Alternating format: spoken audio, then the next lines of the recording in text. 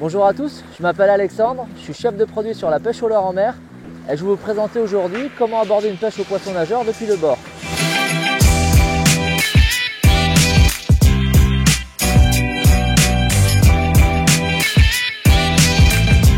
Donc la zone devant nous est une zone très calme aujourd'hui et donc on va essayer d'aborder cette pêche avec un leurre de surface, donc ce qu'on appelle aussi un stick bait, où l'objectif c'est de voir si les poissons vont être actifs proche de la surface.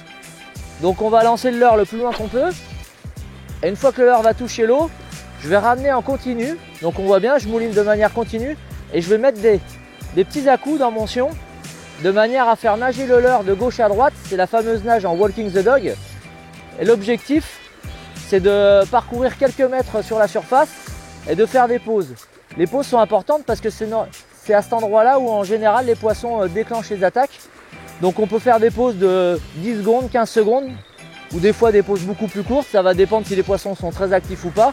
Mais il ne faut pas hésiter donc à entrecouper les animations de pause. Et normalement, on doit déclencher les attaques.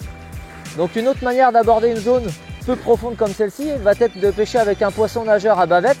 Donc par exemple là j'ai un Saxton en 14 cm qui va plonger à peu près à 50 cm sous la surface. Donc je vais lancer assez loin.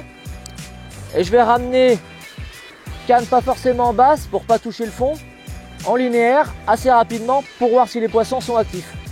Une autre manière d'animer ces leurres à bavette va être d'impulser des coups de sion de cette manière pour désaxer le leurre de gauche vers la droite.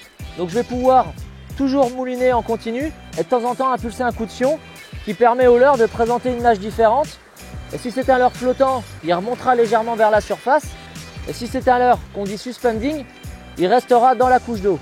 Cette fois-ci, on va explorer une autre partie de la zone qui est beaucoup plus profonde. On a à peu près 6 mètres de profondeur. Donc pour ça, je vais utiliser un leurre à grande bavette. Donc on a un towee en 10 cm qui lui va descendre à peu près à 2 mètres de profondeur. Donc je vais aborder la pêche de la même manière. Je vais lancer assez rapidement et ramener en linéaire. Donc là, mon leurre descend bien en profondeur. Et là, je sens que je touche même les cailloux. Et donc comme ça, je vais pouvoir faire réagir les poissons qui sont calés derrière les roches.